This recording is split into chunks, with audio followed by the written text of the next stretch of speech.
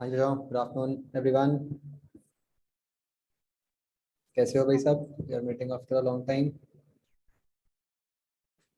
Good afternoon sir.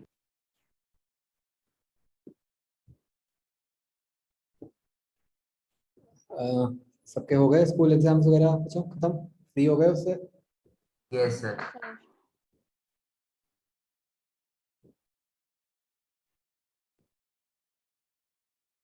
Okay.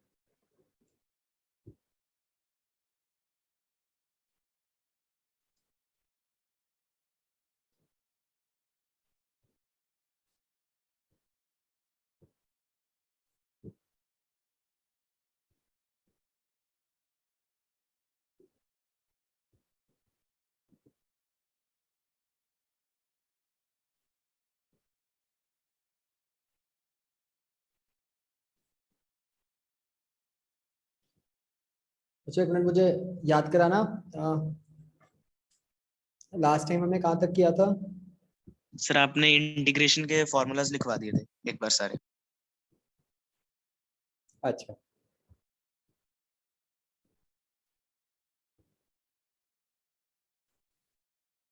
तो बच्चों वहां तक सबका क्लियर है बिल्कुल?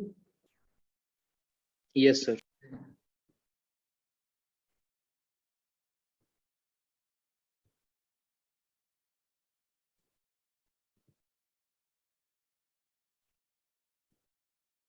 हमने उसकी कुछ प्रैक्टिस भी की थी बच्चों इंटीग्रेशन की?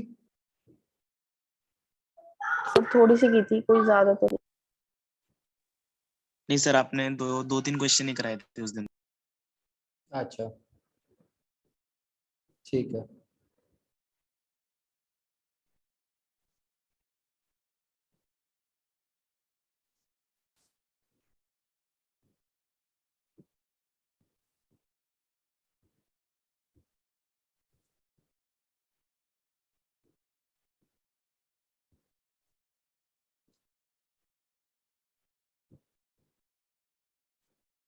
ओके, जिन बच्चों ने जिन्होंने बाद में ज्वाइन किया, आई होप आपको भी यहाँ तक क्लियर है कि इंटीग्रेशन के बेसिक फॉर्मूलाज तक, मतलब you understand what is integration and it's formulas? Yes sir. Okay. Okay, तो बच्चों वेरी वेरी ब्रीफली हमने जो पढ़ा था लास्ट टाइम इंटीग्रेशन, हमने इतना समझा था कि क्या होता है बच्चों इंटीग्रेशन? कौन बताएगा मुझे? Reverse process of differentiation. हमने उसको समझा था as reverse process of differentiation, और फिर हमने उसके कुछ रिजल्ट्स लिख लिए थे, और हमने इतना भी समझा था कि भाई हम हर केस में जरूरी नहीं है कि इंटीग्रेशन कर पाए, है ना? ये बात सबको क्लियर है, याद है? Yes sir. Yes sir. हम कुछ बहुत स्पेसिफिक केसेस में ही इंटीग्रेशन कर सकते हैं, राइट? एंड ये चेक करने का तरीका क्या रहेगा बच्चों कि भाई जो हमने इंटीग्रेशन की है वो ठीक है या गलत है? सर जो आंसर आएगा उससे side by side differentiate differentiate. कर। राइट हैंड साइड को डिफरेंशिएट कर दो, राइट? ओके, तो हम वहीं से आगे बढ़ते हैं बच्चों। हमने यहाँ तक किया था लास्ट टाइम, सबको देखो।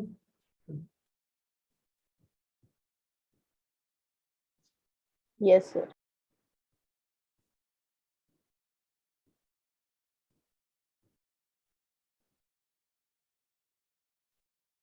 ओके, हाँ बच्चों, एक हमारी कोई पुरानी भी शीट ना पेंडिंग पड़ी है डिस्कशन वाली, डिफरेंशिएशन वाली, एक टेस्ट भी है, वो अलग से क्लास रख के करेंगे हम डिस्कस, ठीक है? मैं आपको इसलिए बता रहा हूँ कि अगर किसी ने नहीं की है तो प्लीज कर लो, मैं करूंगा वो जल्दी डिस्कस। ओके, आज नहीं कर रहा मैं, बट जल्दी करेंगे। ओके, तो बच्चों देखो, look at the third example जो आपके स्क्रीन पे है। हमें पता है कि जो इंटीग्रल 2x होता है, integral 2x with respect to x, that is equal to X square, है ना? और वो चेक भी हो रहा है सीधा सीधा कि भाई एक्स स्क्वायर को डिफरेंशिएट किया तो 2x बन रहा है, इजंट इट?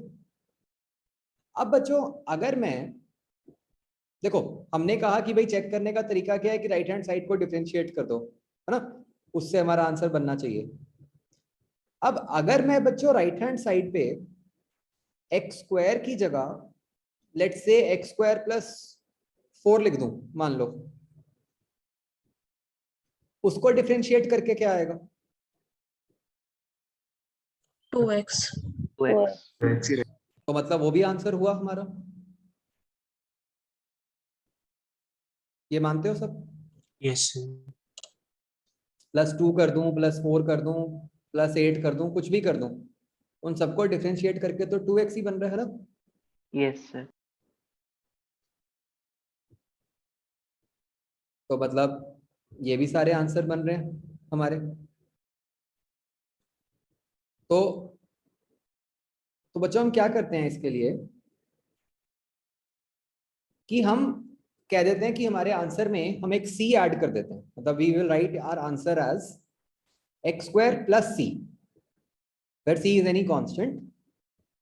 और हमने क्यों लगाया है? क्योंकि कांस्टेंट की डिफरेंशिएशन तो 0 ही होती है। ये सबको समझ आ गया? Yes. So what we need to remember is कि जो हमने अभी तक पिछली क्लास में नहीं किया था लेकिन अब से करेंगे, कि भाई जब भी हम इंटीग्रेट करते हैं तो हम अपने आंसर में एक +c लगा देते हैं।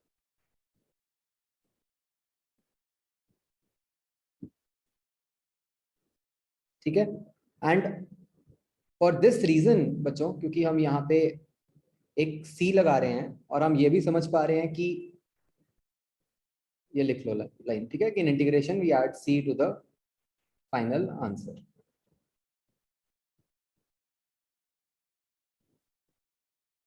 And because we are adding a c which can have any value, इसलिए हम इस टाइप की इंटीग्रेशन को बच्चों कहते हैं एज इनडेफिनेट इंटीग्रेशन। ठीक है? इनडेफिनेट मतलब कि हमारे पास कोई एक पर्टिकुलर आंसर नहीं आया, हमारे पास बहुत सारे पॉसिबल आंसर्स आ गए।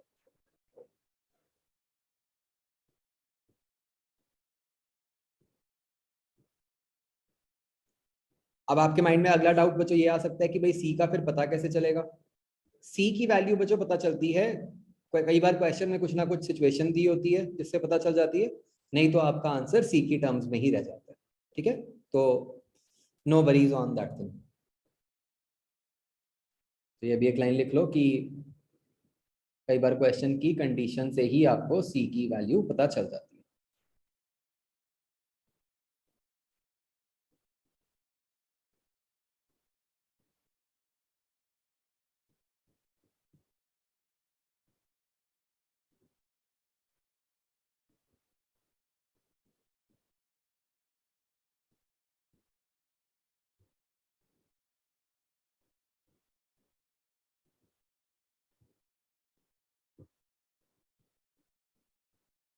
हाँ जी, सबको क्लियर बच्चों सो फार? Yes sir.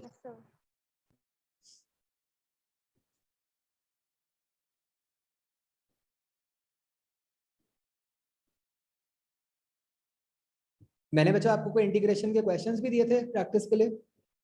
no sir no sir. No sir. मैं आज भेज दूंगा आपको, ठीक है? तो वो आप प्रैक्टिस भी कर लेना। ओके, तो बच्चों जैसे कि हमें ये ऊपर वाले नाम से लग रहा है, जैसे मैंने इसको नाम दिया इनडेफिनेट इंटीग्रेशन, ऐसे ही एक दूसरी इंटीग्रेशन होती है जिसके फॉर्मूलाज तो यही रहते हैं, बस एक लास्ट स्टेप पे जाके एक चेंज करते हैं हम, उसको हम बोलते हैं डेफिनेट इंटीग्रेशन। हम जो यूज करते हैं ज्यादा वो डेफिनेट इंटीग्रेशन को करते हैं। तो now let's see what is definite integration. तो हेडिंग दो बच्चों डेफिनेट इंटीग्रेशन।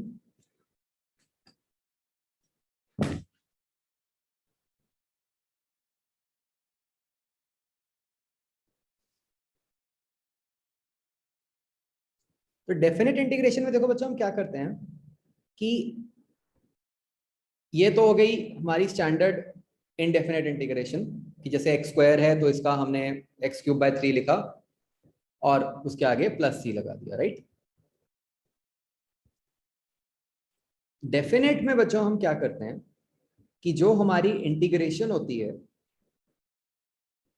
हम उसके लेफ्ट हैंड साइड पे, ठीक है, कोई भी दो नंबर्स लिख देते हैं, जिनको मैंने अभी कुछ भी a एंड b लिख दिया, तो नीचे की तरफ a लिखते हैं, ऊपर की तरफ b, मतलब it can, these can be any two numbers, कोई रिस्ट्रिक्शन नहीं है, ये कोई भी दो नंबर्स हो सकते हैं। क्या ये नंबर्स को हम कहते हैं as the limits of integration, ठीक है।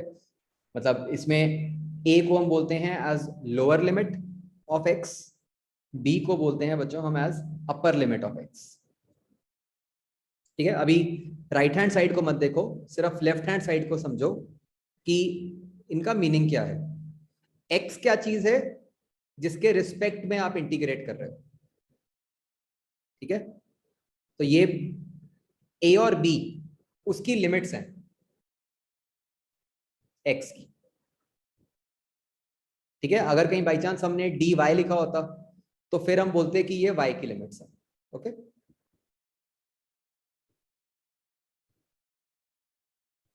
लेफ्ट हैंड साइड लिख ली बच्चों सबने? Yes sir. अब व्हाट वी डू इज, मतलब इनकी क्या सिग्निफिकेंस है a और b की, देखो बच्चों, हम अपनी नॉर्मल इंटीग्रेशन करते हैं जैसे हमने अभी तक की है, उसके साथ बच्चों हम स्क्वायर ब्रैकेट्स लगाकर, ठीक है, राइट हैंड साइड पे लिख देते हैं a और b, ठीक है। तो समझो लेफ्ट हैंड साइड में a और b लेफ्ट पे ही आए थे, राइट हैंड साइड पे स्क्वायर ब्रैकेट्स लगाकर वो राइट पे आ गए a और b, ओके।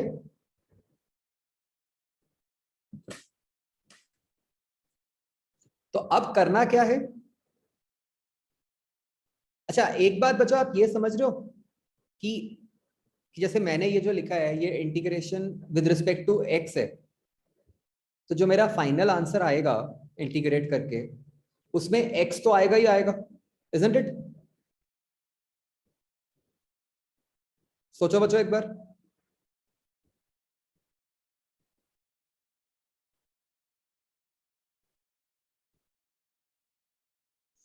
एक जने का यस आया भाई अभी तक?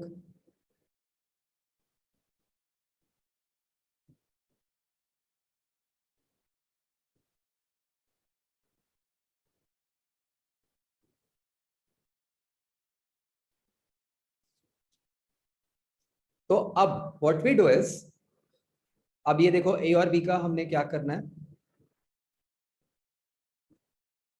अभी तक सो फार, ठीक है, मतलब अभी हमने जब तक लिमिट्स का कुछ नहीं किया तब तक कह रहा हूं।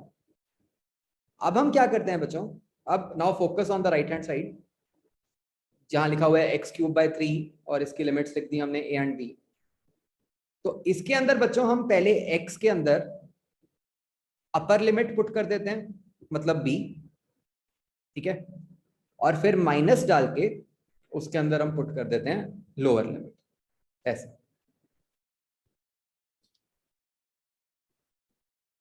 मतलब बीच में हमेशा माइनस ही आएगा, उसको लेके कंफ्यूज मत होना, मतलब ये लिमिट का मतलब ही ये होता है कि पहले अपर लिमिट पुट कर दो, फिर माइनस डालकर जो भी आपका आंसर बना था स्क्वायर ब्रैकेट के अंदर उसके अंदर लोअर लिमिट पुट कर,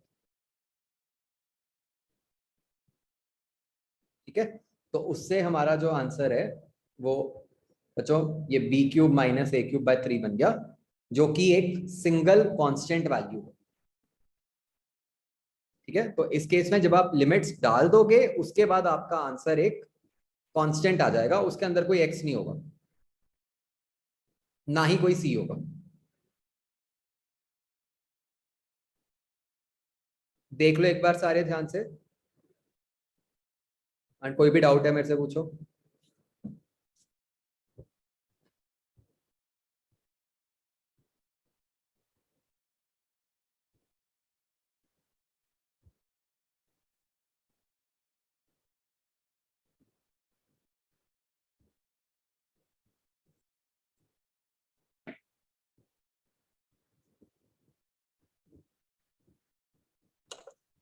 excuse me sir, yes, sir इसकी वैलिडिटी हर एक चीज के लिए है? हाँ हाँ, मतलब इसमें कोई भी मतलब इंटीग्रेशन आप कर रहे हो सबके लिए वैलिड है ये। Okay sir.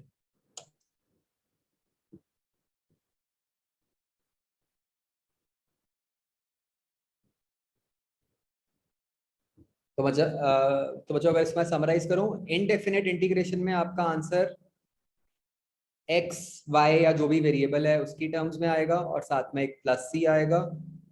डेफिनेट में आपका आंसर एक न्यूमेरिकल वैल्यू आएगा और उसमें कोई सी नहीं आएगा। क्या ये बात सबको समझ आ गई बच्चों?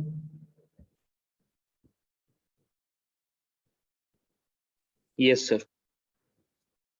ओके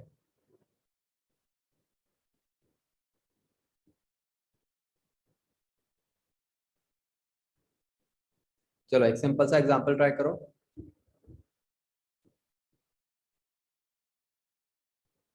बताओ बच्चों इसका क्या आंसर बनेगा।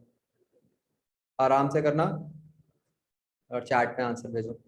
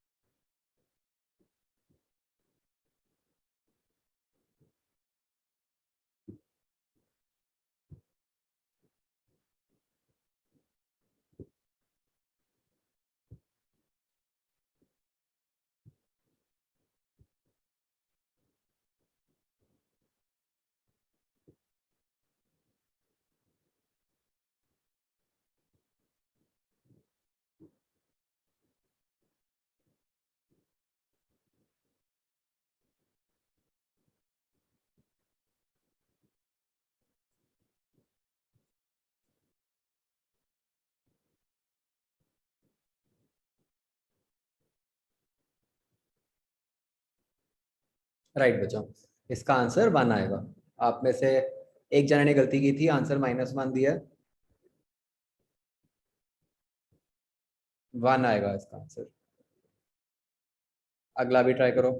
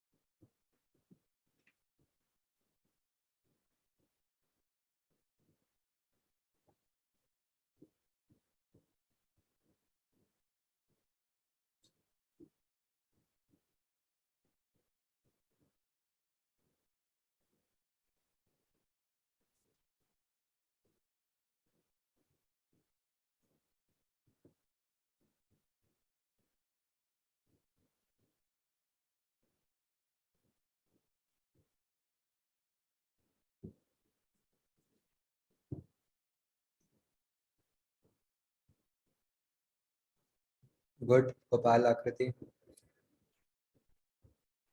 आर्यन गलत है। लक्ष्य गुड। सारा गुड। सोहम ठीक है।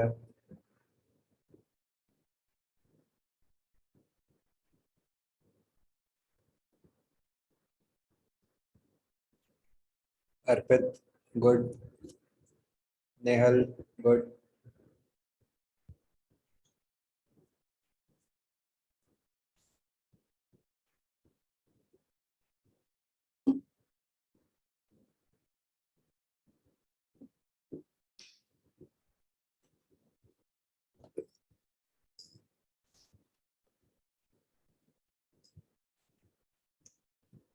हाँ जी गुड अर्नब।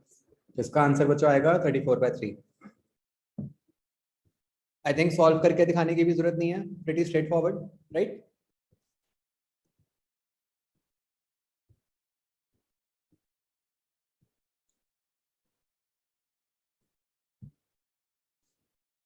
चलो आगे बढ़ते हैं बच्चों। तो नाउ जस्ट लाइक डिफरेंशिएशन बच्चों, डिफरेंशिएशन में भी हमने क्या किया था, पहले रूल्स पढ़े फिर हमने उसकी मैथमेटिकल एप्लीकेशंस की। Now we will be talking about mathematical applications of integration. तो ये हेडिंग दे दो।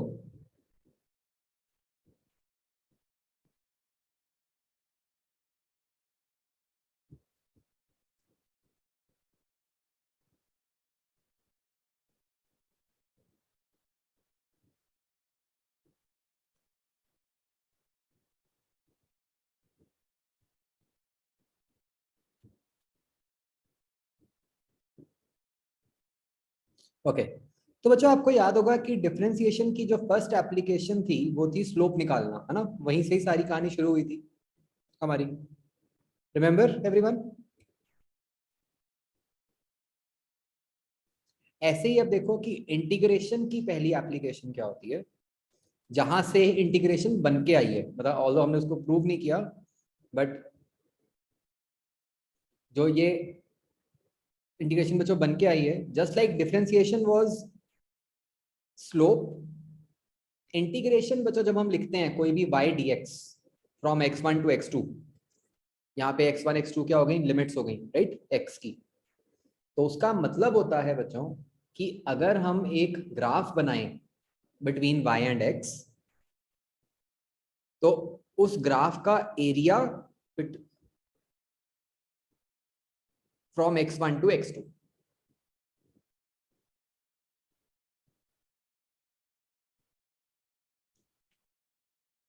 ठीक है? मतलब ये जो y लिखा है बच्चों, y का मतलब क्या है, एनी क्वांटिटी जिसको आप y एक्सिस पे प्लॉट करोगे, dx में जो x हो गया मतलब जिसको आप x एक्सिस पे प्लॉट करोगे। तो जो लिमिट्स हैं बच्चों वो x की हैं, राइट, x1 x2।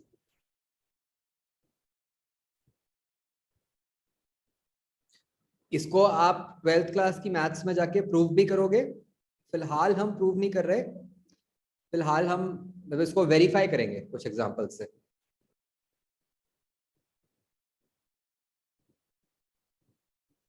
तो ये बच्चों मतलब सबसे फंडामेंटल एप्लीकेशन है इंटीग्रेशन की and the most important one. तो आप देख सकते हो कि इसकी हेल्प से आप बच्चों अब कोई भी टाइप के कर्व का एरिया निकाल सकते हो, है ना? अभी तक हमें जो एरिया निकालना आता था कुछ स्पेसिफिक शेप्स का ही निकालना आता था, इस कंसेप्ट की हेल्प से अब हम किसी भी शेप का एरिया निकाल पाएंगे। We will be even able to prove कि सर्कल का एरिया पाई आर स्क्वायर होता है, right, and things like that.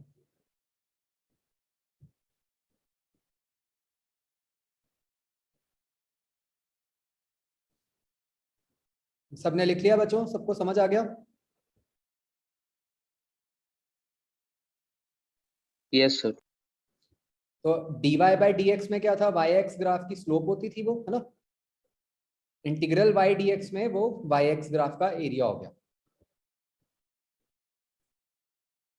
बच्चों any doubt please ask.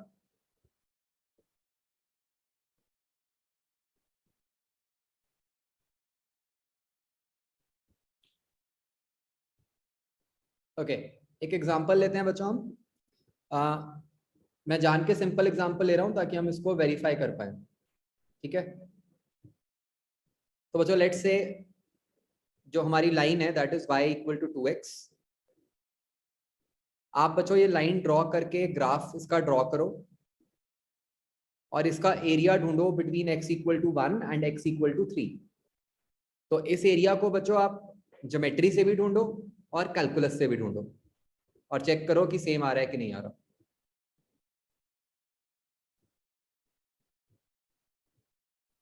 Excuse me, sir.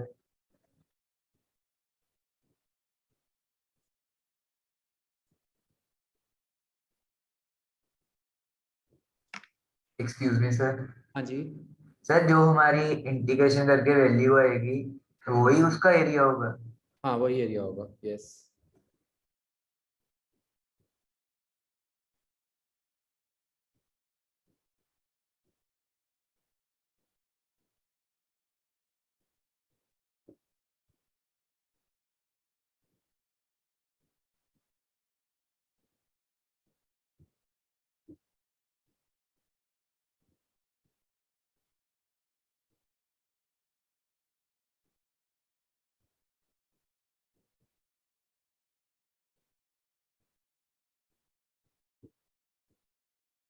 Sir हाँ जी, सर इसकी यूनिट्स क्या लिखेंगे कि यूनिट्स लिखेंगे ही नहीं? बस ऐसे ही लिख दोगे आप, जो भी आपका आंसर आया, मान लो आपका आंसर 5 आया तो you will write it as 5 units, क्योंकि कोई यूनिट्स मेंशन नहीं है।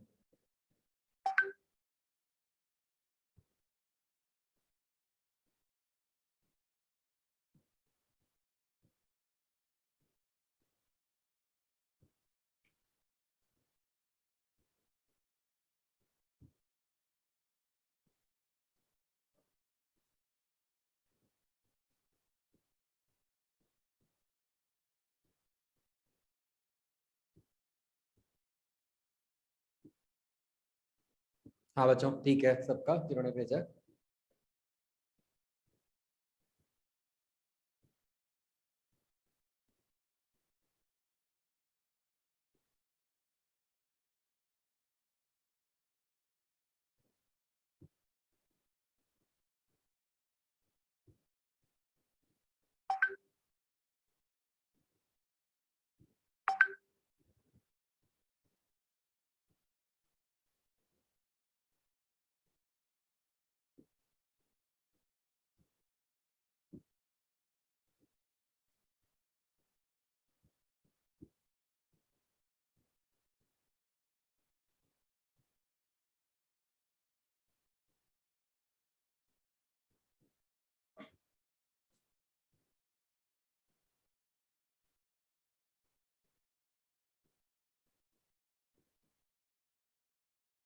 ओके, आई थिंक कर लिया है मोस्ट ऑफ द लोगों ने। तो देखो, यू कैन चेक कि ऐसे आपका ग्राफ बनेगा।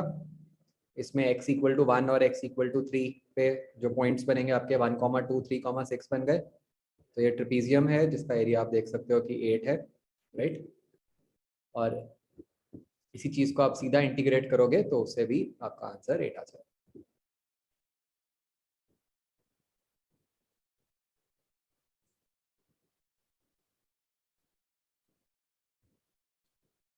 क्लियर बच्चों?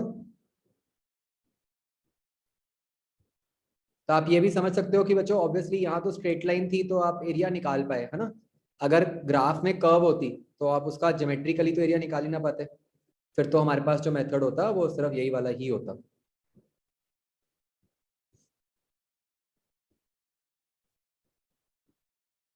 ओके बच्चों, नेक्स्ट एप्लीकेशन समझो जिसको हम फिजिक्स में बहुत ही ज्यादा यूज करते हैं, ठीक है।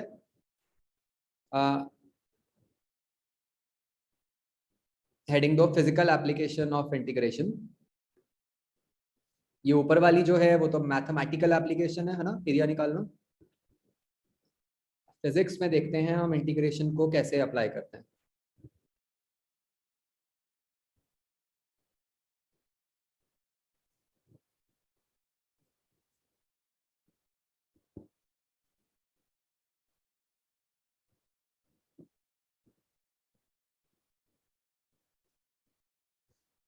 तो बच्चों देखो क्या होता है फिजिक्स में, बहुत बार हमें कई क्वांटिटीज इस फॉर्म की मिलती हैं कई फॉर्मूलाज में कि जैसे P is equal to some delta Y by delta X, ठीक है, जिसको कि हम dy बाय dx भी लिख सकते हैं। मुझे कोई एग्जांपल दो जहां पे आपका फॉर्मूला कोई delta Y by delta X की फॉर्म का होता है। Sir, velocity is equal to dx upon dt. Velocity is delta x upon delta T, है ना। और Acceleration. Acceleration is delta we by delta T. Sir और f is equal to mdv by dt। हाँ, वो तो इसी से ही आ गया, एम ए किया है हमने। और बताओ,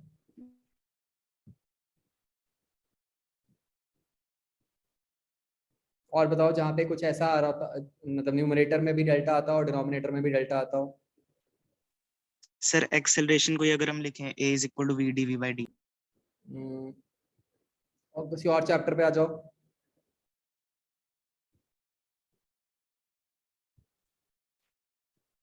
Sir, omega is equal to d theta by dt. हाँ, कुछ लोगों ने हो सकता है ये पढ़ा हो कि omega is equal to D theta by D T, हो सकता है कुछ ने ना पढ़ा हो। और कोई? अच्छा, power, what is power? Energy upon time. Yeah. Change in energy upon time होता है, या उसको delta W by delta T भी कहते हैं, वर्क डन पर टाइम ना। ऐसे ही आप में से शायद कुछ लोगों ने सुना हो force change in momentum upon change in time कहते हैं, delta P upon delta T, Yes, sir. है ना। तो ये फॉर्मूला इस टाइप का बहुत कॉमन होता है जहां पे न्यूमरेटर में भी डेल्टा आ गया, डिनोमिनेटर में भी डेल्टा आ गया। तो बच्चों बहुत ध्यान से देखना हम कैसे इससे प्रोसीड करते हैं, ठीक है। अभी हमने जनरल फॉर्म लिखी है, अभी p बाई एक्स कुछ भी हो सकते हैं, तो बच्चों हम सबसे पहले क्या करते हैं, हम क्रॉस मल्टीप्लाई कर देते हैं। मतलब late us say p is equal to dy by dx, तो हमने इसको क्रॉस मल्टीप्लाई कर दिया, तो ये बन गया dy is equal to p dx, और फिर दोनों साइड इंटीग्रल का साइन लगा दिया, मतलब integral dy is equal to integral p dx। ठीक है, तो सीक्वेंस ध्यान से समझना, हमने पहले क्रॉस मल्टीप्लाई किया और फिर दोनों साइड इंटीग्रल का साइन लगा दिया।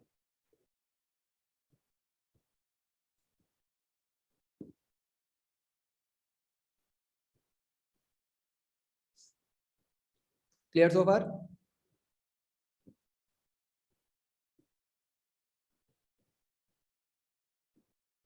अब बच्चों फिजिक्स में आपको हमेशा कुछ ना कुछ लिमिट्स दी होंगी, ठीक है, मतलब सिचुएशन से लिमिट्स आपको पता चल जाएंगी।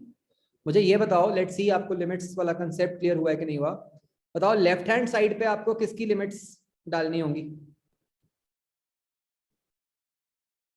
सर y की। y बाय की, है ना। राइट हैंड साइड पे बच्चों x x।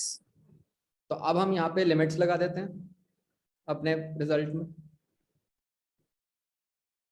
ठीक है, तो y की लिमिट्स लेट से कुछ y1 y2 हो गई, और x की लिमिट्स लेट से कुछ x1 और x2 हो गई बच्चों। ठीक है,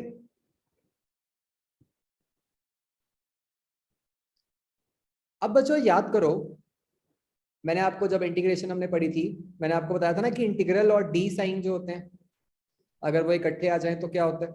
कैंसिल। कैंसिल हो एक जाता दूसरे है। तो अभी जो मैंने लिखा हुआ है, क्या वहां पर कहीं इंटीग्रल और डी साइन इकट्ठे आ रहे हैं? Yes sir, left hand yes sir side. से लेफ्ट साइड पे, राइट, तो वो कट जाएंगे। तो आपका लेफ्ट हैंड साइड जो है, जब वो कट गया तो क्या बचा? सिर्फ y बचा। तो y पे लिमिट्स चल जाएंगी y1 टू y2, तो वो बन गया y2 माइनस y1। तो आपको y2 माइनस y1 की वैल्यू पता चल गई कि that is equal to integral p dx from x1 to x2।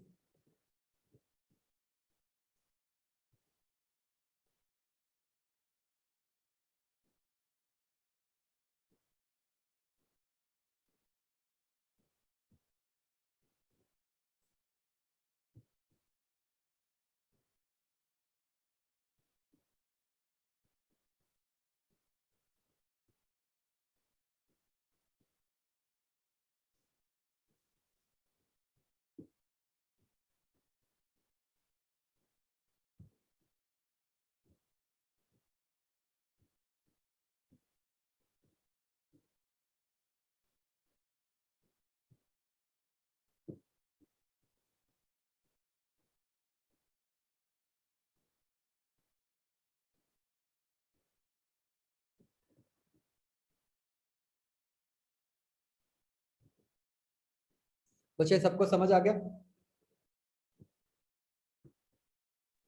Yes sir. तो जो now understand this very carefully. C होता क्या है, जैसे मैंने आपको पहले भी समझाया था ना कि 9th 10th की फिजिक्स और 11th 12th की फिजिक्स में जो मेन डिफरेंस आता है वो कैलकुलस का आता है।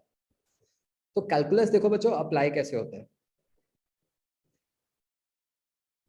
हमारे फिजिक्स के बहुत सारे रिजल्ट्स हैं जहां पे आप क्वांटिटीज को डिवाइड करते हो। ठीक है, जैसे 9th क्लास में आपने फॉर्मूला सीखा कि भाई velocity is displacement upon time, है ना, या आपने फॉर्मूला सीखा power is work upon time. ठीक है, अब उसी की 11th में जाके एडवांस फॉर्म क्या बन जाती है बच्चों? मतलब इफ वी से velocity is displacement upon time, 11th में हम उसको कैसे लिखते हैं? v is equal to dx by dx by dt v is equal to dx by dt, है ना। तो हमारे बच्चों जितने फिजिक्स के रिजल्ट्स हैं जहां पे कुछ ना कुछ डिवीजन आती है, वो अब हमारी क्लास 11th में जाके बन जाती है डिफरेंशिएशन। ठीक है, मतलब अगर 9th में आप कहते थे power is work upon time, तो 11th में हम पावर को क्या कहेंगे? dw upon dt। dw upon dt। Ninth में आप कहते थे force is equal to change in momentum upon time. 11th में क्या बोलोगे? dt upon ठीक है, ये अगर आप एक सिंपल चीज समझ जाओगे ना तो 11th 12th के कितने चैप्टर्स के फॉर्मूलाज आपके सीधा ही बन जाते हैं। होता क्या है कि जब हमने नहीं समझा होता तो हमें ऐसा लगता है कि 11th 12th में कितने सारे फॉर्मूलाज नए बनते जा रहे हैं। अगर आप ये समझ जाओ बस कि यार जो डिवीजन थी वो कुछ नहीं है, वो डिफरेंशिएशन है, तो आपका काम ही बहुत आसान हो जाता है। आई बात समझ बच्चों? अब यही डिवीजन को जब हम क्रॉस मल्टीप्लाई कर देते हैं तो मल्टीप्लिकेशन भी बन सकती है। मतलब जब हम कहते हैं कि velocity is displacement upon time, तो वी कैन आल्सो से कि displacement is velocity into time, isn't it? या work is power into time. उसकी अब 11th 12th के अंदर जाके बच्चों एडवांस फॉर्म क्या बन जाएगी? गेस करो। sir dx is integration equal to v dt। Integration. वो बन जाएगी इंटीग्रेशन की फॉर्म में। तो जो आप अगर 9th क्लास में ऐसे लिखते थे, जैसे मैंने लिखा है delta y is equal to P delta x, मतलब some quantity is product of some other two quantities, वही अब आपका क्लास 11th में बन जाएगा एज इंटीग्रेशन कि y2 minus y1 is equal to integral P dx from x1 to x2।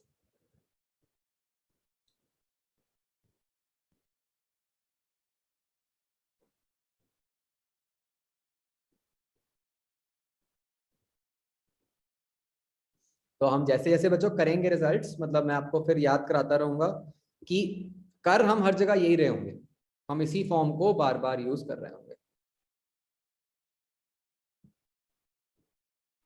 Sir yes, sir वहाँ पे फिर ये भी चेक करना हो कि चेंज छोटा है कि बड़ा है, मतलब। ना ये रिजल्ट तो हर जगह लग जाएंगे।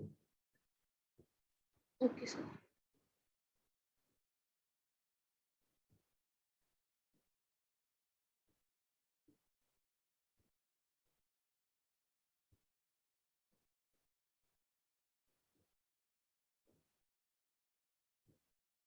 तो चलिए समझ आया सबको?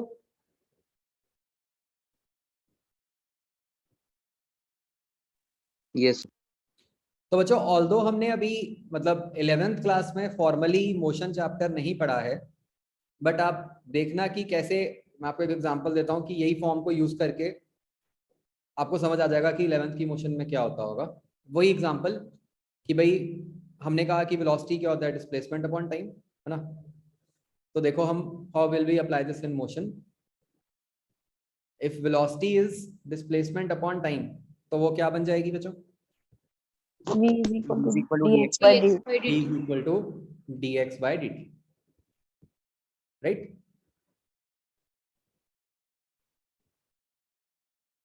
ओके, अब बच्चों इसी को क्रॉस मल्टीप्लाई करके दूसरी फॉर्म बनाओ। x2 minus x1 is equal to integral v dt v1 to v2 सारे बच्चों एक बार कर लो क्रॉस मल्टीप्लाई करके।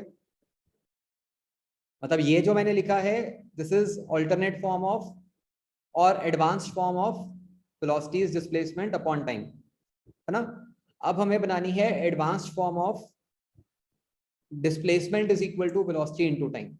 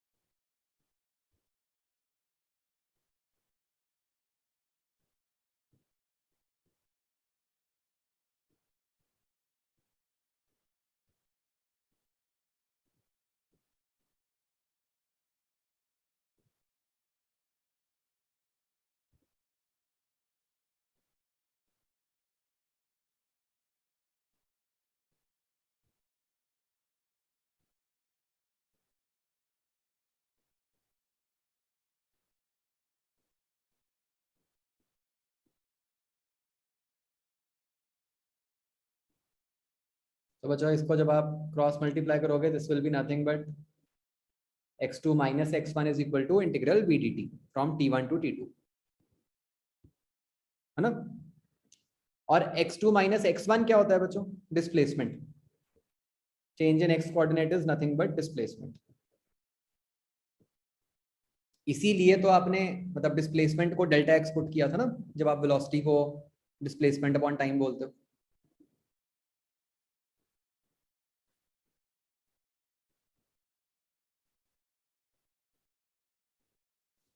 ठीक है, तो जिसको आप 9th में कहते थे displacement is equal to velocity into time, उसको 11th में क्या बोलोगे? Displacement is integral v dt, right. बाकी लिमिट्स तो लगानी ही है। जिसको आप 9th में कहते थे velocity is displacement upon time, उसको 11th में क्या बोलना है? Velocity is equal to dx by dt। क्या बच्चों ये बात समझ आ रही है सबको?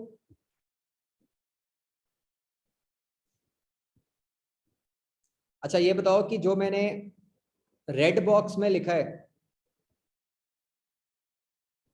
वो मैथमेटिकली क्या है, मतलब ग्राफिकली क्या है वो? Sir area of v dt graph, area of, velocity versus time graph. हाँ vt ग्राफ। तो ये भी आप 9th में सीखते थे, है ना। तो ये सारा कुछ एक ही चीज है जिसको हम अलग अलग टॉपिक्स में डिवाइड करके बोल देते थे। ये सारा कुछ एक ही जगह से फ्लो कर रहा है।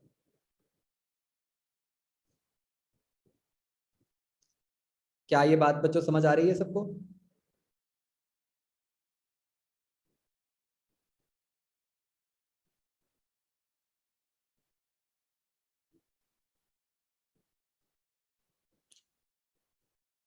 बिल्कुल ऐसे ही बच्चों, अगर मैं अगले रिजल्ट के लिए लिखूं, भाई एक्सेलरेशन क्या होता है? Change in velocity upon time, correct. तो अब उसको मैं ऐसे लिख सकता हूं, देखो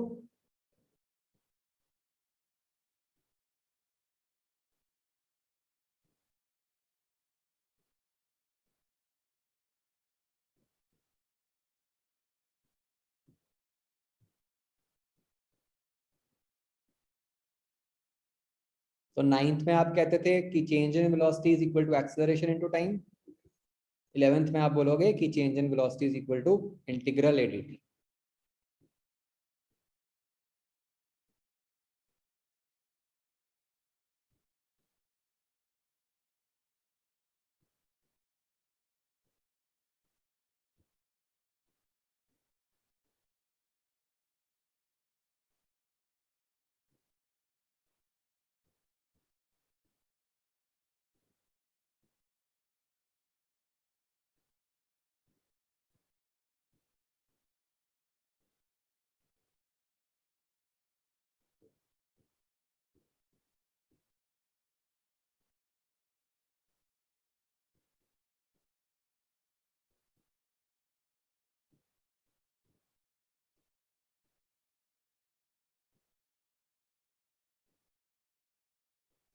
हाँ बच्चों, ये समझ आ गया यहाँ तक? Sir hmm. जो जैसे ये है a is equal to dv by dt, तो ये हमें v वर्सेस t का स्लोप बता रहा है और दूसरी फॉर्म हमें a t का एरिया बता रही है। बिल्कुल,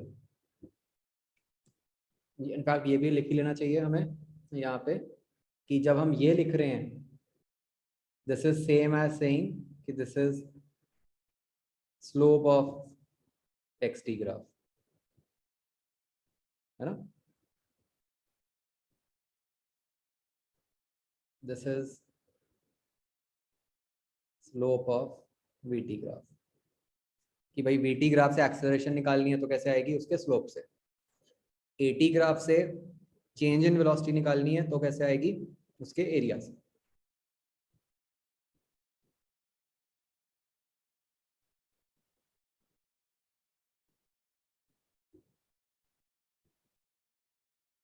तो भाई जब आप दो क्वांटिटीज को डिवाइड करते हो या जब उसकी डिफरेंशिएशन करते हो या स्लोप लेते हो, ये सब बातें एक है, राइट। ऐसे ही जब आप मल्टीप्लाई करते हो या आप इंटीग्रेशन करते हो या आप एरिया कर लेते हो, ये सब कुछ एक ही बात होती है।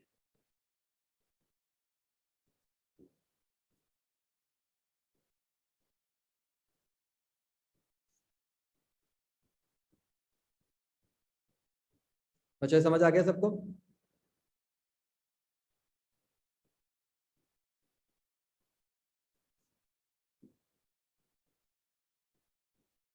ओके, अब बच्चों इसी की एक और फॉर्म बनाते हैं। जैसे हमने लिखा है a equal to D V by D T, ठीक है। मैं बच्चों इसको ऐसे करता हूं,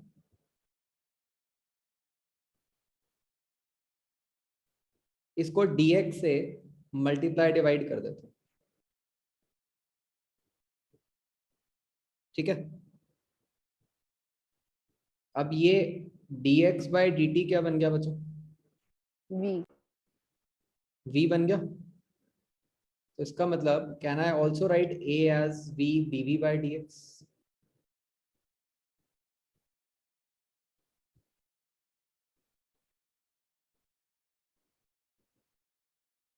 राइट।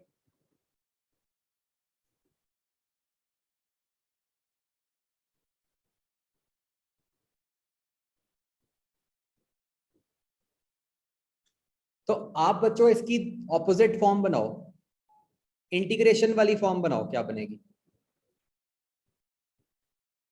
जो मैंने रिजल्ट लिखा a equal to V D V by D X, आप इसकी इंटीग्रेशन वाली फॉर्म बना के देखो बच्चों।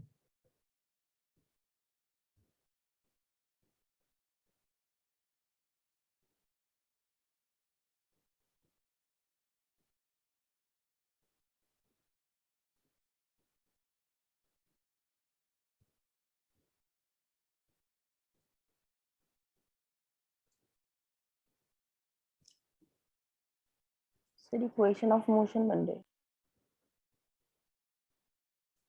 नहीं,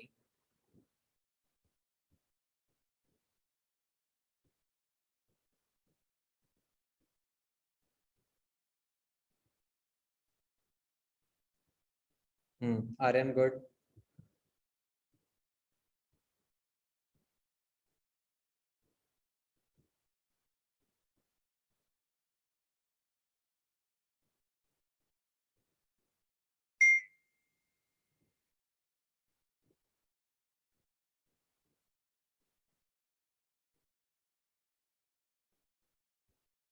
ये लिखना थोड़ा मुश्किल है बच्चों, है ना, काफी कुछ है लिखने वाला इसमें, इंटीग्रेशन, लिमिट्स, ये वो।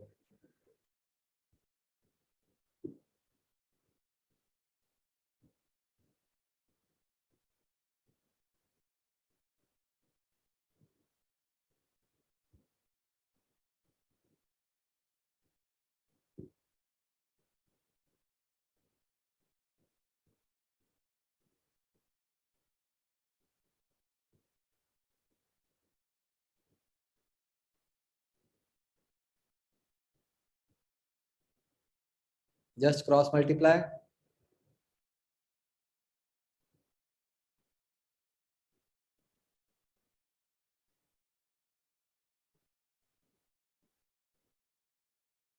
हाँ आकृति ठीक है, गुड। अर्नब उसको फर्दर सॉल्व करो। अर्पित गलत है।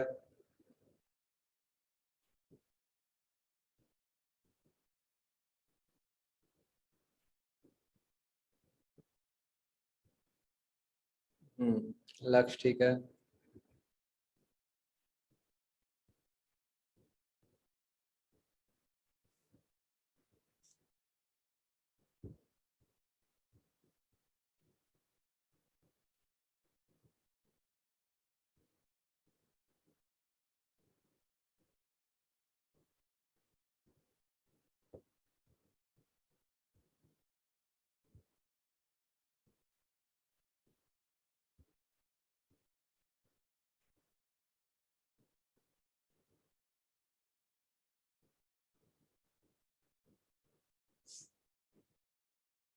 राइट, तो बच्चों ये ऐसे बन जाएगा।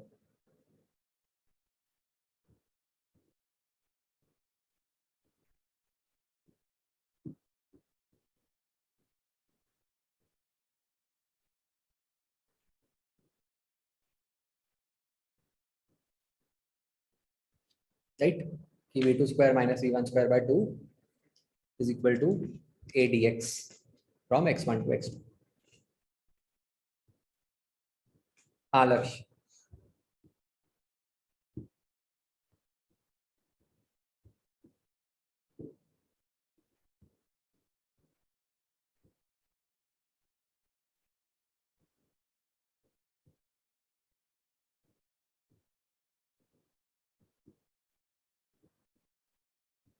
तो बच्चों you are not suppose to remember these results right now, जो अभी हमने लिखे हैं, ठीक है।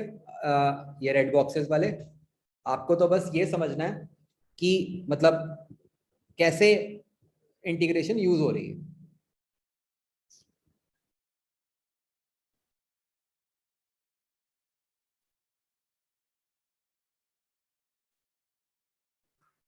एक्सक्यूज मी सर, अरे आप इसके बाद हमने इंटीग्रेशन और डिफरेंशिएशन वाला भी उससे कटिंग करेंगे ना? फिर बोलो। तो जैसे ये वाला आंसर तो आ गया, जो सर आपने उसके बाद उसका सिंप्लीफाई किया है, उसमें इंटीग्रेशन और डिफरेंशिएशन की तो कटिंग ही हो जाएगी। कहाँ पे कटिंग, कहाँ पे हुई, किस स्टेप में? तो सेकंड स्टेप में है। तो नहीं, v स्क्वायर कैसे आया? यहाँ कटिंग नहीं हुई ना, क्योंकि यहाँ पे तो इंटीग्रल और डी साइन इकट्ठे आ ही नहीं रहे इस केस में। तो v स्क्वायर कैसे आया? वी डी वी की इंटीग्रेशन, ठीक जैसे है, इंटीग्रल एक्स डी एक्स होता है। ओके। अच्छा बच्चों, ये भी ध्यान रखना है, इसमें आप उस तरह से नहीं लिख सकते जैसे राइट हैंड साइड पे मैंने करके दिखाया ना। You could not have written कि integral DV is equal to integral of A by V D X. ठीक है, मतलब क्यों नहीं लिख सकते थे? इंटीग्रेशन में रूल होता है कि सारे मतलब कि एक वेरिएबल जो होता है वो एक ही साइड आ सकता है। ठीक है, तो जैसे आपका लेफ्ट साइड पे वेरिएबल v है, तो v से रिलेटेड जितनी टर्म्स हैं वो लेफ्ट हैंड साइड पे ही आएंगी।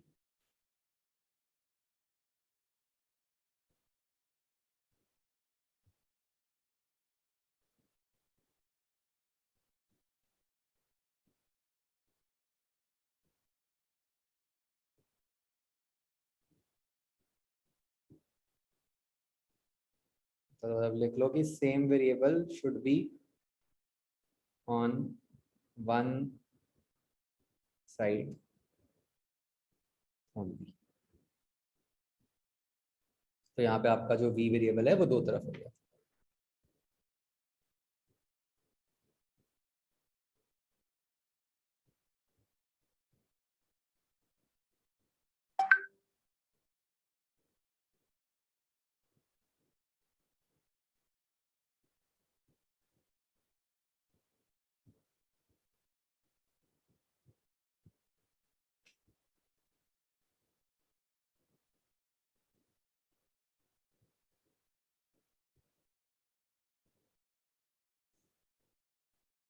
बच्चों समझ आ गया सबको?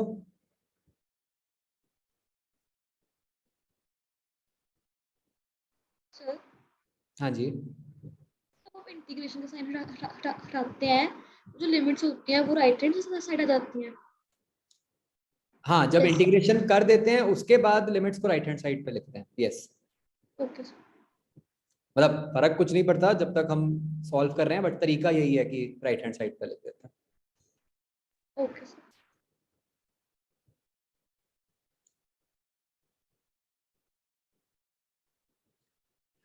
ओके बच्चों, अब मुझे ध्यान से सोच के बताओ कि इसकी ग्राफिकल इंटरप्रिटेशन क्या बनेगी, ये जो हमने रिजल्ट लिखा है।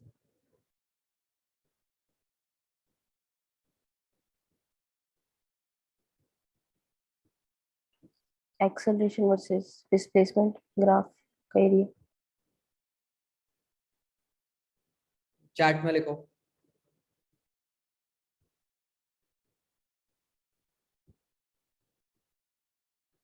सर हमें किस ग्राफिकल रिप्रेजेंटेशन बतानी है?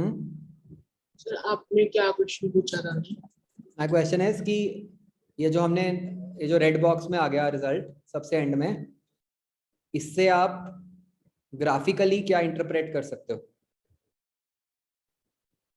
कि कौन से ग्राफ का एरिया क्या देगा। जैसे हमने ऊपर लिखा है ना कि area under 80 graph change in velocity देगा, ऐसे ही इस रिजल्ट से आप क्या कह सकते हो?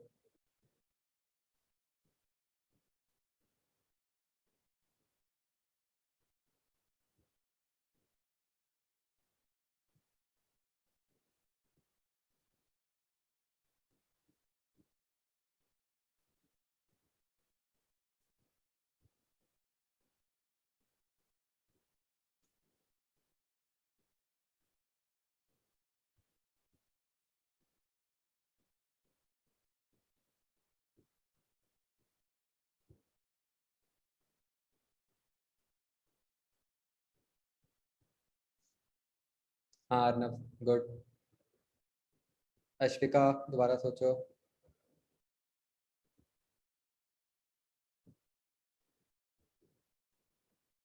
यस आकृति, गुड।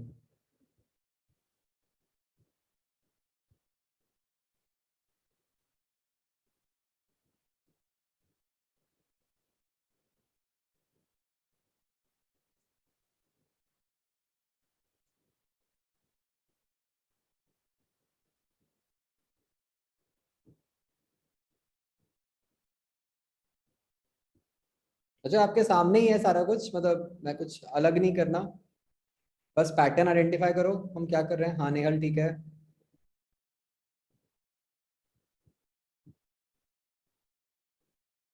राधिका थोड़ा सा रिफाइन करो आंसर।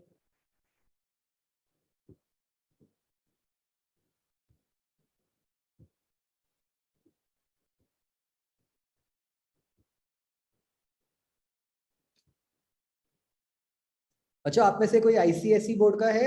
आईसीएसई की आ गई डेट शीट 10th वाली की नहीं? यस सर, आ गई। यस सर, आ गए सर। अच्छा आ गई। आपके कब खत्म हो रहे हैं एग्जाम्स?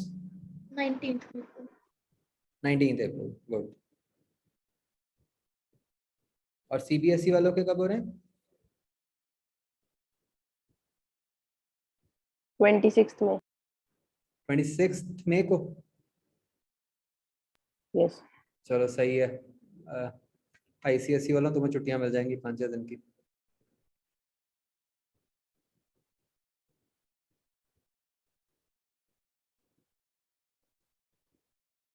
तो बच्चों ये बताओ, जो राइट हैंड साइड लिखी हुई है इंटीग्रल ए डी एक्स, उसका क्या मतलब है? कौन सा area? Area under A x graph, isn't it?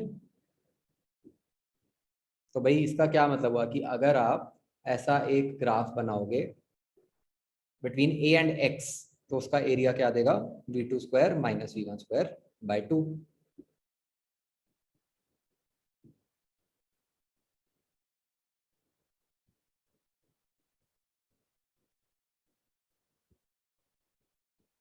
Yes.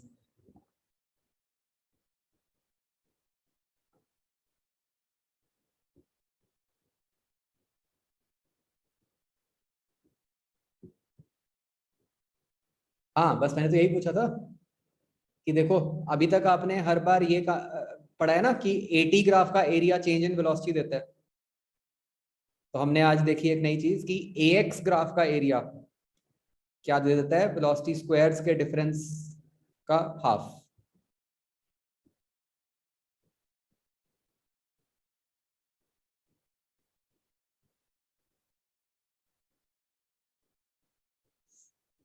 आया समझ बच्चों ये?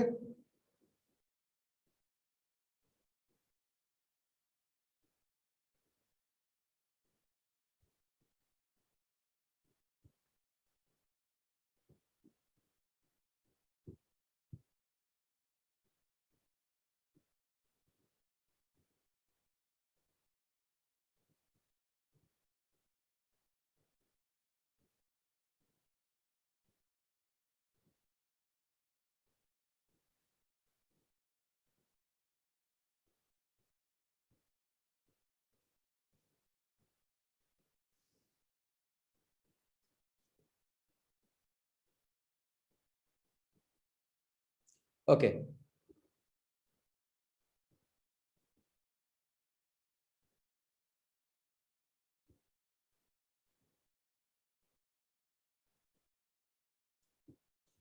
ओके अब बच्चों नेक्स्ट काम हमने क्या करना है, ये आपके पास बच्चों 3 रेड बॉक्सेस में रिजल्ट्स आए, है ना।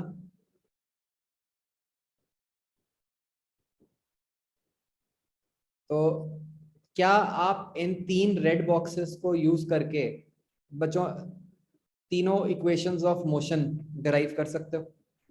ट्राई करो।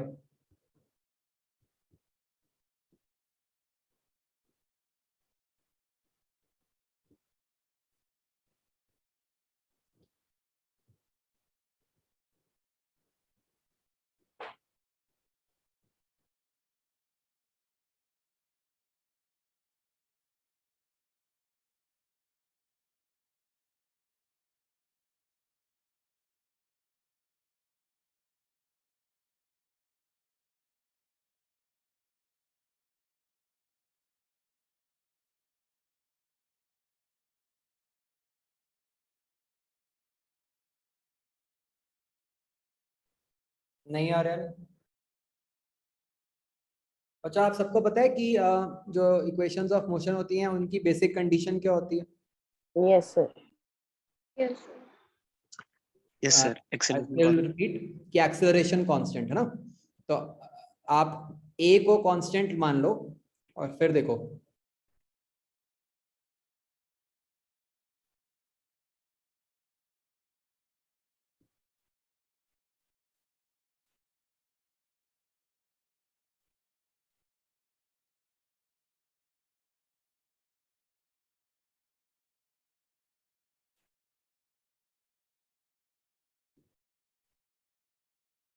सर, हाँ जी। जो लास्ट वाला था v2 square minus v1 square upon 2, उसको भी कह सकते हैं ना कि change in kinetic energy per unit mass. बिल्कुल, उसको आप ये भी बोल सकते हो, चेंज इन काइनेटिक एनर्जी पर मास। बिल्कुल।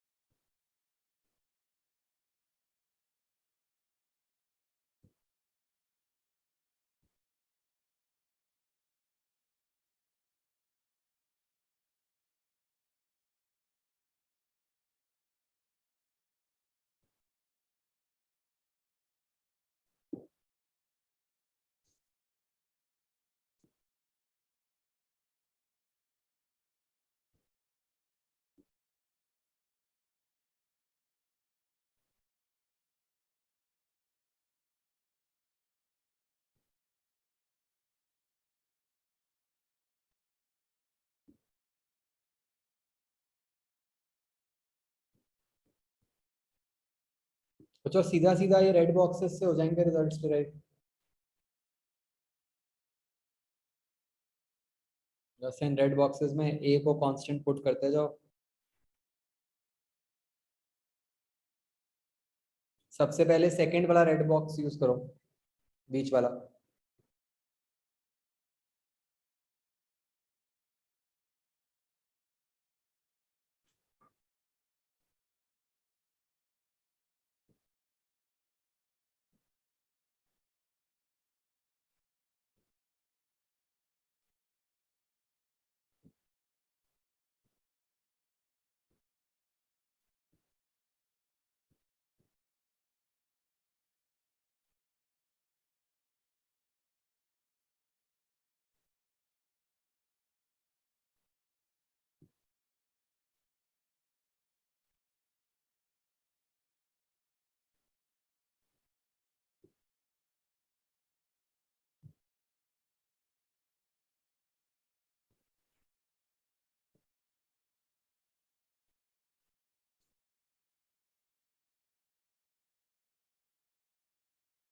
बच्चों सबसे पहले तो सेकंड वाला रेड बॉक्स किया यूज।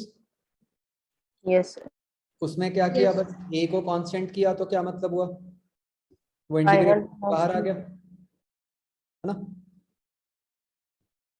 तो फर्स्ट इक्वेशन। जैसे ही उसको आपने इंटीग्रेशन के बाहर किया, जरा मैं आपको दिखाता हूँ फर्स्ट केस।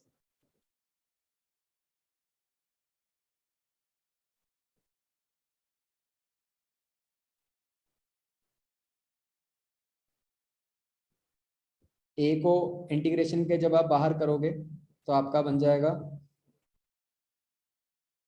इसको बच्चों मतलब अगर स्टैंडर्ड फॉर्म में लिखना है तो बस v2 को v बोल दिया, v1 को u बोल दिया, ठीक है।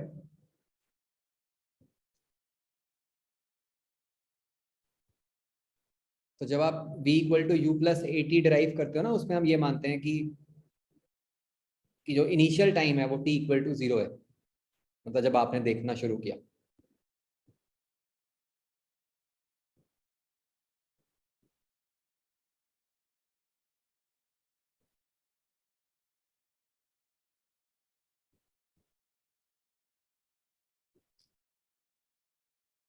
बच्चों ये समझ आया सबको?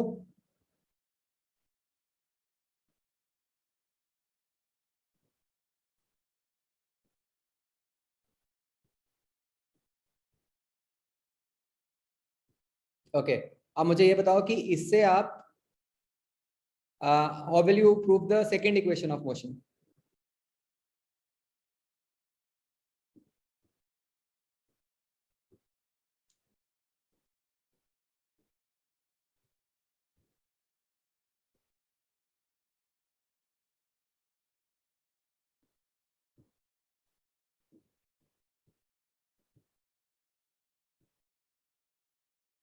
यस ये जो v की value I u plus A T, इसको फर्स्ट वाले रेड बॉक्स में पुट कर दो।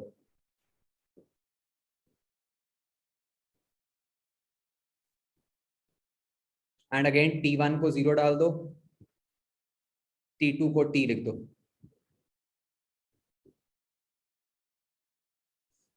देखो बच्चों बन रहा है।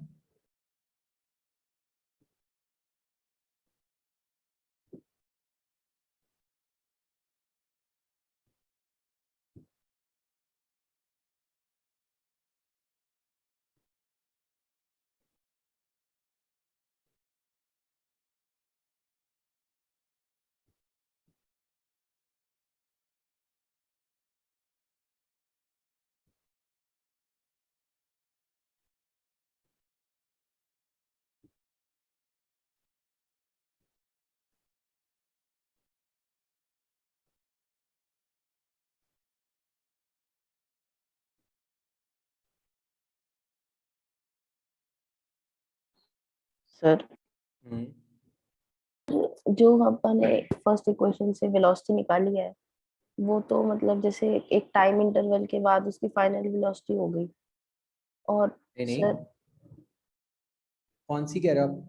v is equal to U plus A T से जो निकाली है सब। v equal to U plus A T मतलब है कि मतलब है तो वो एक इंस्टेंट की वेलोसिटी ना, मतलब टाइम टी के बाद वाली वेलोसिटी। यस यस सर, मैं वही कह रहा हूँ सर। यहाँ पे जो s is equal to integral v dt है, तो इसमें अपने v को एक टाइम इंटरवल की मानना है, तो मतलब इंस्टेंटेनियस ही मानेंगे ना इसमें v जो है। हाँ, मतलब दोनों केसेस में इंस्टेंटेनियस ही है। Okay sir.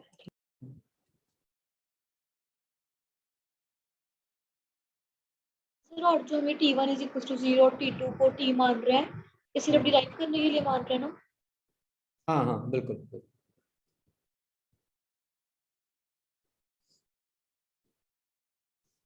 बच्चों हो गई prove second equation? Yes sir. Yes sir. Okay good. और ये इस तरह से आपकी प्रूव हो जाएगी, ठीक है। और अब थर्ड कैसे प्रूव होएगी? Third sir red A yes sir v dv by dx। Third box. तो इससे बच्चों एक बहुत ध्यान रखने वाली बात है कि जब आप इसको सॉल्व करोगे, आपका ए तो इंटीग्रेशन के बाहर चला जाएगा, है ना। तो आपका आंसर बनेगा a into X two minus X one, है ना। और X two minus X one क्या होता है? वो s होता है। So don't mix x and s ना। x क्या है? कोऑर्डिनेट। s क्या है? डिस्प्लेसमेंट। और वो डिस्प्लेसमेंट क्या होती है? Change in coordinate X two minus X one, ठीक है।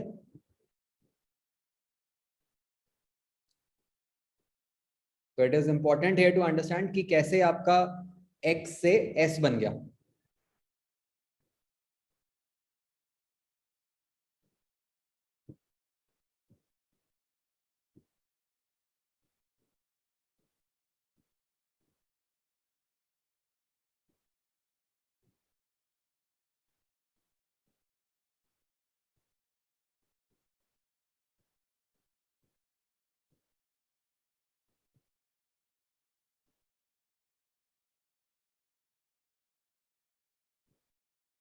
हाँ बच्चों आगे समझिए।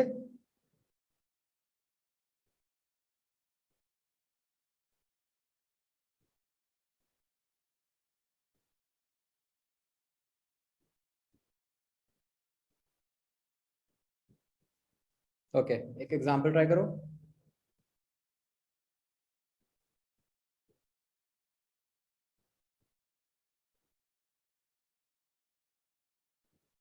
सेकंड वाली देखो आपके सामने लिखी हुई है, जो अभी फर्स्ट लाइन दिख रही है आपको।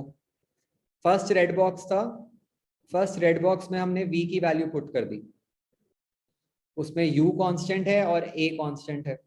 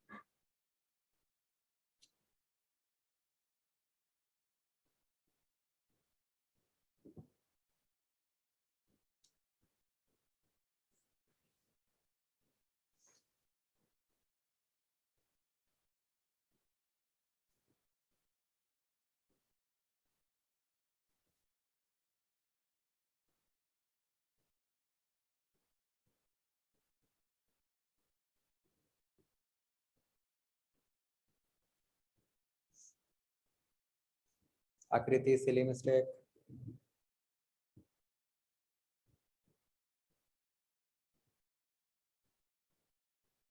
सारा सिली मिस्टेक।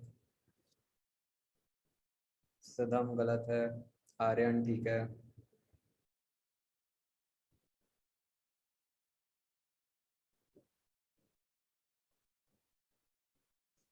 गोपाल ठीक है। ये क्वेश्चन दिया ही इसलिए है बच्चों कि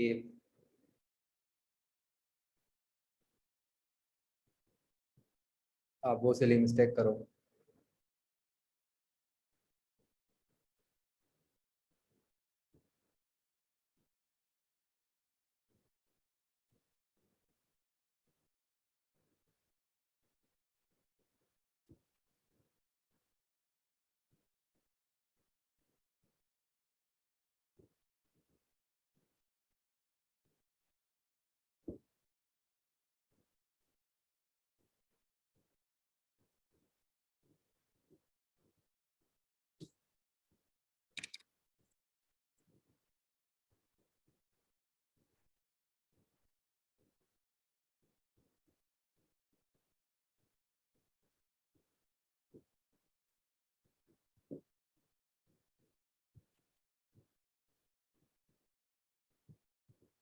हाँ कृति अब ठीक है, लक्ष्य ठीक है, सारा कुछ गड़बड़ है अभी भी, अर्नव ठीक है,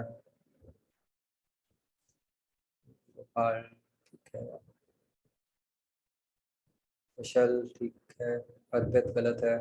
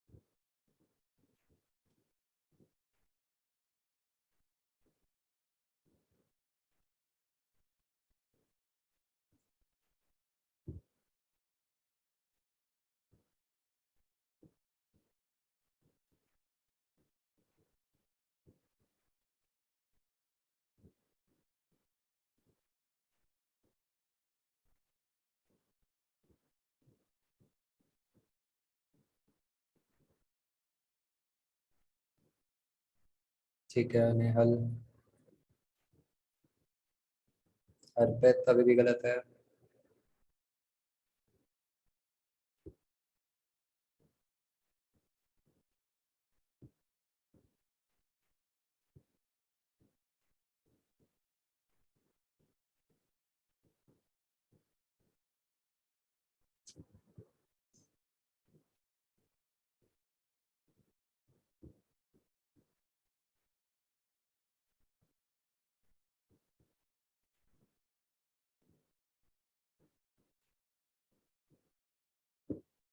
राधिका, अमृत ठीक है। तो बच्चों देखो, इस क्वेश्चन में अब जो आप गलती करोगे मतलब वो ये होती है कि हम ना फॉर्मूला को ऐसे याद रख लेते हैं कि भाई velocity is equal to integration of acceleration, कि एक्सेलरेशन को इंटीग्रेट करके वेलोसिटी आती है। ये बिल्कुल गलत अप्रोच है बच्चों, ऐसे नहीं याद रखना आपने, मतलब देयर इज अ रीजन कि मैंने ऐसे रेड बॉक्स में क्यों लिखा था, ठीक है। आपने इसको बिल्कुल ऐसे ही याद रखना है कि v2 minus v1 is equal to integral a dt, ठीक है। तो यही गलती की है ना जिन लोगों का आंसर नहीं आया कि v1 को भूल गए, तो आपने ऐसे लिखना है इसको।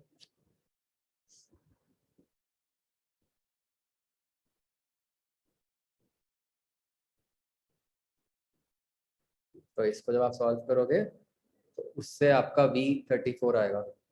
आई थिंक मैंने आप में से बहुत लोगों को कुछ को शायद 32 वाला को ठीक बोल दिया था, 32 नहीं बच्चों 34 है आंसर, है ना।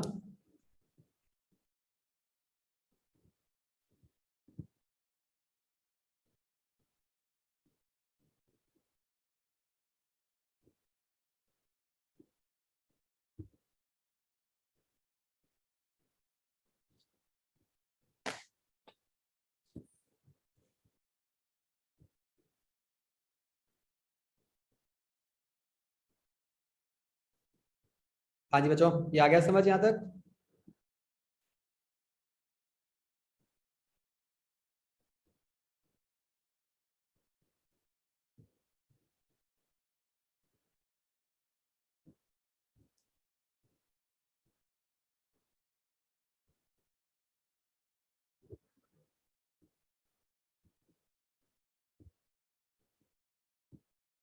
ओके एक्सक्यूज मी सर, हम्म, सर इसमें हम इक्वेशन ऑफ मोशन लगा सकते हैं? बताओ बच्चों, क्या हम यहाँ पे इक्वेशन ऑफ मोशन लगा सकते हैं? नो सर, नो सर, क्यों?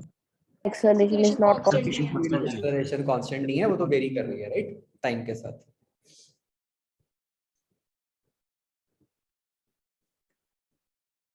तो बच्चों ये आप देखो, अच्छी बात क्या है कि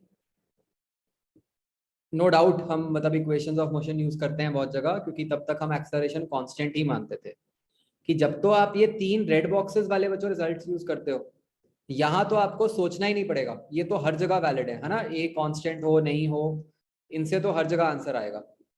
बट जब आप इक्वेशंस ऑफ मोशन अप्लाई करते हो तो आपने ये ध्यान रखना है कि भाई हाँ कि ए कांस्टेंट होना चाहिए, ठीक है। It's a very common mistake कि हम गलत जगह पे इक्वेशंस ऑफ मोशन लगा देते हैं।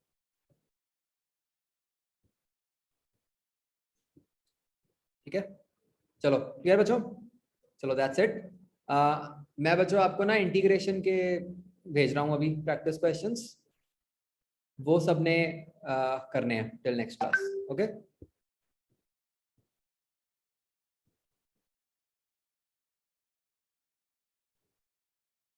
हाँ आर्यन आज भेजूंगा मैं, ठीक है चलो। मैं आपको बताऊंगा, ठीक है, मैसेज में ही बताऊंगा कि डिफरेंशिएशन वाली शीट कब डिस्कस होएगी।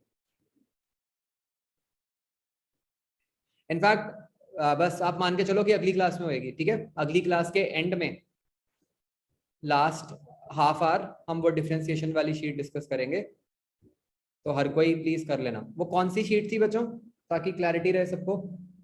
सर आपने ग्रुप में कैलकुलस 2 से भेजी हुई है। कैलकुलस 2, ठीक है। तो एवरीवन कैलकुलस 2 वाली शीट डिस्कस होएगी नेक्स्ट क्लास में। सर टेस्ट नोट्स भी नेक्स्ट क्लास में सर एक बार टेस्ट भी करवा देना सर, टेस्ट वाला डिस्कस। टेस्ट लगा कैसा था बच्चों आपको, पहले ये बताओ। सर अच्छा था। सही था ना टेस्ट? Yes sir. तो वो ट्रेलर था आपका आगे वाले टेस्ट का जो हुआ करेंगे। तो टेस्ट में नेक्स्ट क्लास में नहीं करूंगा, ठीक है। नेक्स्ट क्लास में अभी सिर्फ कैलकुलस 2 वाली शीट, एंड ऑफ कोर्स जो मैं आपको इंटीग्रेशन वाले क्वेश्चंस भेजूंगा वो तो मैं करूंगा ही डिस्कस नेक्स्ट क्लास में, ठीक है जी। चलो ओके बच्चों, bye. Thank you sir. Thank you sir, good evening. Good evening sir.